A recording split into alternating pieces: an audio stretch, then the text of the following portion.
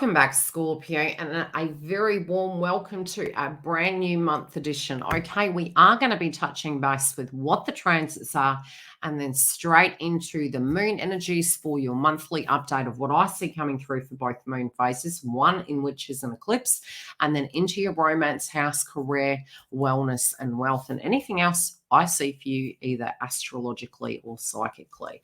Without further ado, let's take a look at the transits. Number one, we do have a lunar eclipse at 15 degrees in Scorpio on the 5th of May 2023. Eclipses come in sets. We're still really still in that vibration of Aries from the previous one. Generally, when we experience an eclipse, anywhere from 6 to 12 months after the fact, we are really working through it, depending on the intensity of such. It was quite a unique eclipse, the previous one. This one also is linked to the North Node. We are wrapping up a cycle. We got the introduction last month of the new nodal cycle, and this month we're wrapping up the South Node nodal cycle. We can still have some lingerings in of that for 6 to 12 months. We will have another eclipse, but it will not be within the nodes. So the nodes would have shifted by then. We also do have a new moon in Taurus on the 19th of May 2023 at 28 degrees. A lot of Taurus energy this month with Jupiter entering Taurus, with Uranus in Taurus, the North Node in Taurus, and the moon. So take a look at that. How interesting is this going to be? Now, as we move into the month, we do have Pluto moving retrograde for the first time in Aquarius. Now, it is going to dip between signs and simultaneously very close, very Pluto in nature. We are having the full moon lunar eclipse in Scorpio at 15 degrees. So this is going to be quite an intense 1 to 2 weeks. Mercury still will be retrograde, adding to that confusion, adding to that frustration. I do love Mercury from the perspective that it feels like a life audit, wherever it's falling in the house.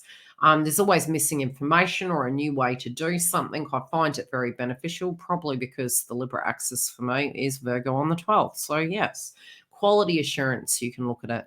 Now, what can happen is we are looking at our values collectively. We're looking at our wellness. We're looking at our thought processes surrounding it, surrounding stability and structure and food and resources.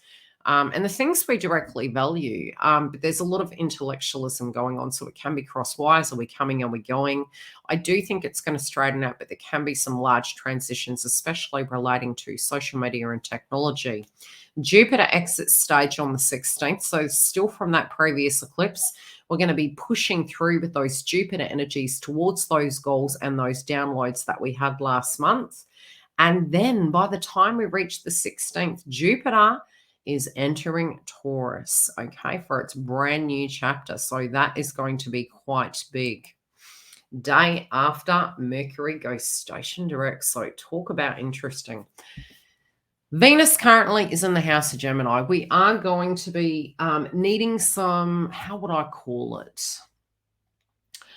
It's intellectual, but again, because Mercury's retrograde, our thought processes, our conversations, there can be a lot of cross wires in love. What we value, it's almost like going to a seamstress and, painting this image, but it turns out like a spaceship. You're thinking, okay, that wasn't really what I was thinking about. That's Mercury. So yes, just understand there can potentially be cross wires, misunderstandings, hurt feelings, issues via social media. It could be somebody sends you a text message and you're just like so distraught. I love you. And then mixed messages. That's the one way I'm getting. It's almost like, the Chinese whispers and mixed messages. Venus enters Cancer on the 7th. Now, the one thing to be aware of here, this is going to be hot and heavy. I'd love to look back in time, like a message in a bottle and saying, was there a lot of fertility around this time? It's almost like the baby boomer energy I just pick. Why? Is because Venus is going to be in Cancer from the 7th, but we also will have Mars in the house of Cancer also. This is hot and heavy. This is like passion, love, chemistry, but it also can be in its detriment. So Venus is going to transition into the house of Cancer, which can be very loving and nurturing. And we might want to just really comfort ourselves and feel like we are we decorating our homes, and very Venusian, but it's also the home. It's the mother, it's the creativity. We can be deeply creative. We can be deeply understanding and sympathetic towards individuals.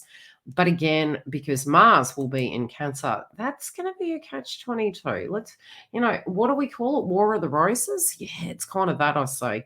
Mars then enters Leo on the 20th. And I do feel by this stage, we can have in social media or on the news, we're going to see things to do with kings and queens, celebrities, presidents, prime ministers, and really superiors. It's that superior energy. It can be heart-centered, but disputes, okay? Because Mars can be disputes, but it's in the Leo energy. So, yes, we'll leave it at that. Anyway, for us, at an identity level, there can be more direction. We can be very assertive with our direction and suddenly have these revelations what way we're going. It's intuition, it's logic, it's heart. And it's passion. Let's look at your star signs. We're going to jump into the moon energy. So quickly grab a cuppa, come back, and we're going to get straight into how the eclipse and Pluto retrograde for your zodiac sign is going to break down or shake up, however we say this, as well as the new moon in Taurus and then into your romance sign.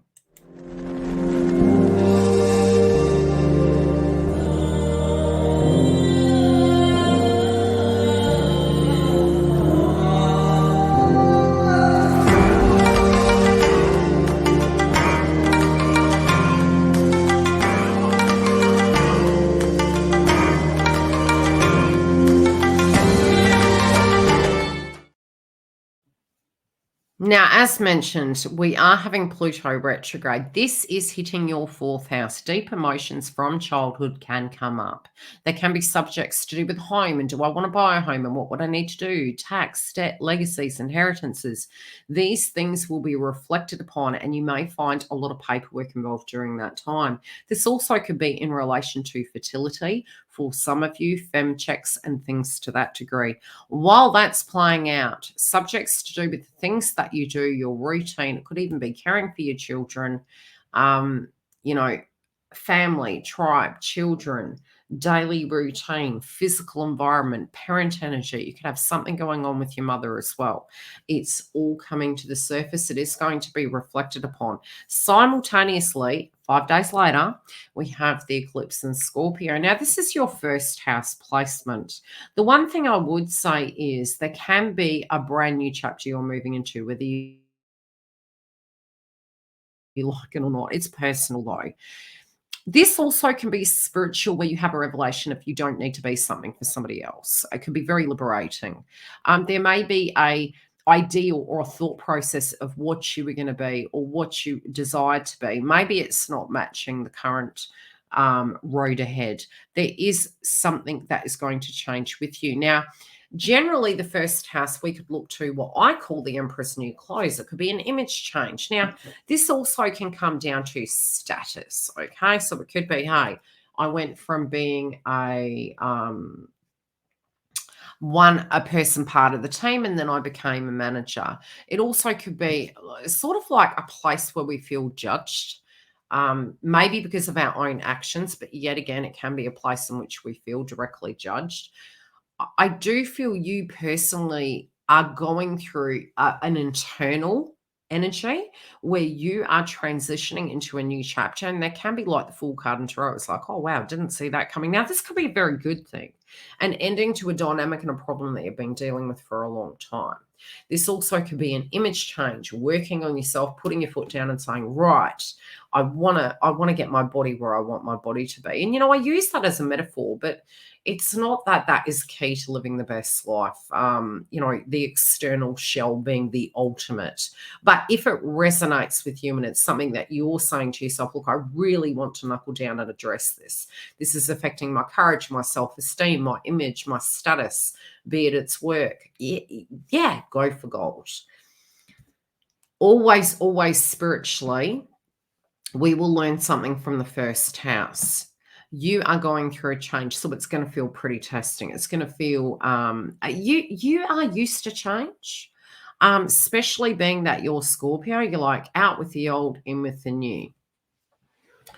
Now, the other area I see coming up, and I'm hoping to goodness my daughter's not going to call me. She's got this habit. She's like always wants to message me when I'm working. Parenthood. I actually have Venus in Scorpio, so it resonates. Okay, so as we reach the new moon in Taurus, this can be a new chapter in your marriages, contracts, partnerships. I'm not going to go any further with that. We're going to talk about this in the love zone. Okay, your love life. You can be going through some personal changes as you move into the month. And I really feel, and I do laugh because I do coach individuals that are Scorpio, and I do have my North Node in Scorpio. I have other placements in Scorpio. So sometimes I think it's a bitter pill to swallow, but we need to take our own advice. And I've got quite a few clients that are Scorpio, and I always say, you guys always bite off more than you can chew, but I have to say I do the same myself. So I will confess I do the same myself. Now, spiritually, you are going through a brand new chapter. You're walking through the gate. You had potentially, because it's in the South Node, put you on the back burner. And you're like, you know what? No, I'm not putting myself on the back burner anymore. I'm putting myself at the front. I'm putting myself on the stage. I'm ready to take the bull by the horns. I do think particularly because we have Mars in the 9th house, your value systems could feel to people, understand me, to people like me. It could be your superiors. It could be your cultural beliefs. You also can be attracted to a person of a foreign culture. At the moment, what you are attracting into your life is, and this is what's making you a little bit anxious. You're almost intuitively looking at love and you're going, right, we need to have some changes. Those of you in a relationship could have some changes going towards, a romantic partner, and they're going through some spiritual changes.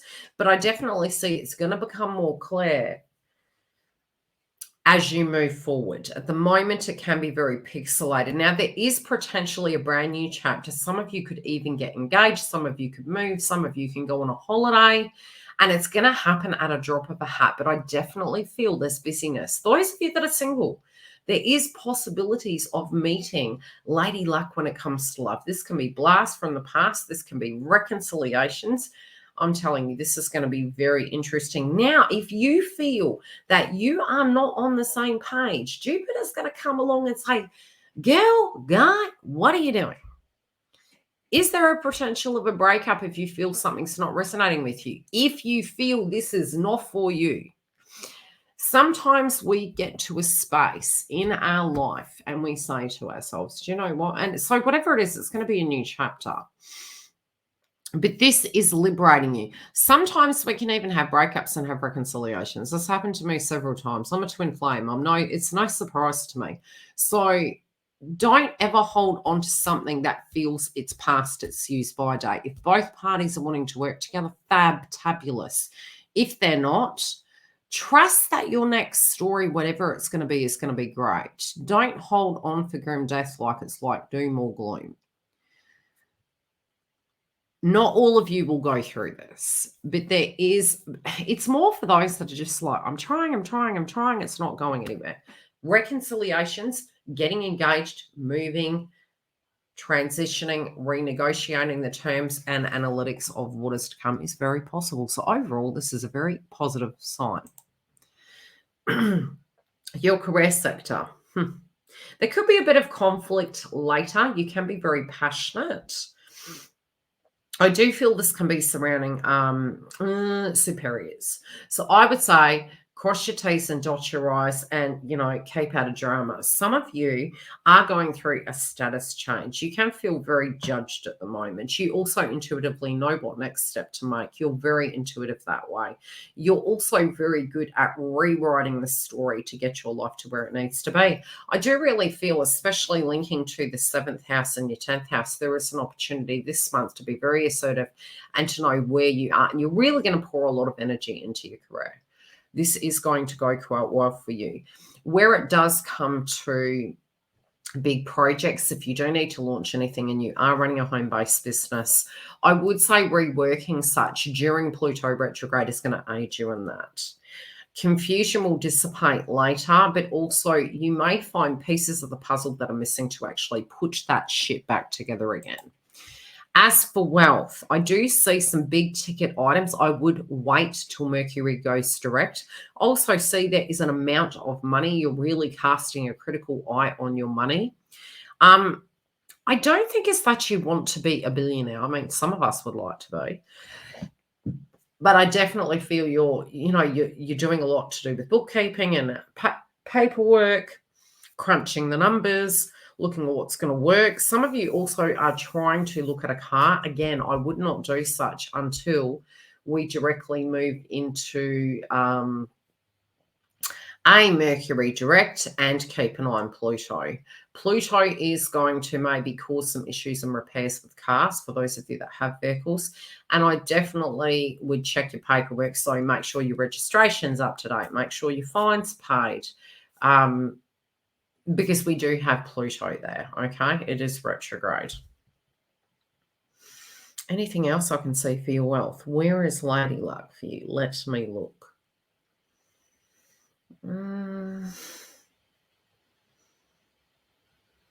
I do feel some of you are going to be spending money on the Emperor's new clothes. This can be your look, your image. I also feel there's going to be a lot of socialization. There also could be some gifts that you're wanting to buy people. I do feel as you do move towards the middle of the month, you do have a lot of opportunities. Definitely if you were unhappy in a position, I would say after the eclipse, you could network and put resumes out. And then by the time Mercury goes station direct, a lot of opportunities are coming towards you and you have the world as your oyster, choice to make. As for your wellness, we did have the eclipse that did hit your 6th house. There might have been some new chapters coming up. You might have had stressful situations you were dealing with. And I feel those of you that may be delayed making some tweaks, getting organized, there's going to be this pressure point in order to succeed and thrive is that, it's a little bit like assimilation or a hyperbaric chamber. It's like we're trying to get into this notion of what is going to get you success. Any health-related dynamics during Mercury retrograde, go and get it checked. 110%. Fem checks, definitely. I can see that as a possibility. I also see there is a possibility of food poisoning for some, especially for your zodiac sign being Scorpio. Be very careful in the first week to 2 weeks. And that would be with cross-contamination, tummy bugs. Again, this is not medical advice. This is how astrology and our chakra systems can be impacted by the transits. So a key thing, which is like we should do every day of the year, is making sure we're checking the use by dates. Meat particularly can be problematic. I would go easy into it and go into a little bit of a detox, but always follow your professional over me any day. The other thing I can say is pacifiers. This can be beverages that are non-water, fizzy drinks, excess caffeine, pacifiers. Those things avoid, if possible, near the eclipse and near the new moon. You're also going to be more dehydrated this month. So if you can, keep an eye on your fluid intake and see where that's coming up and make sure that you're aware of that because fogginess can actually come through. Anything that you feel is lingering, because we will have the nodes moving into your health sector, I would say keep an eye on it and always jump on top of it. I also feel the key to you being more vibrationally in alignment is going to be routine. Routine in eating, sitting and eating slowly. Routine in getting adequate sleep and having time out. Routine in mathematically calculating how long it takes to do each task and getting into some sense of a routine, I feel for you is going to be absolutely critical over the next 2 years. If you want a booking, you can come through. online. The information is directly below. We can cover your birth chart. If you do want me to cross-reference between you and a romantic interest, you and a direct question you have, feel free.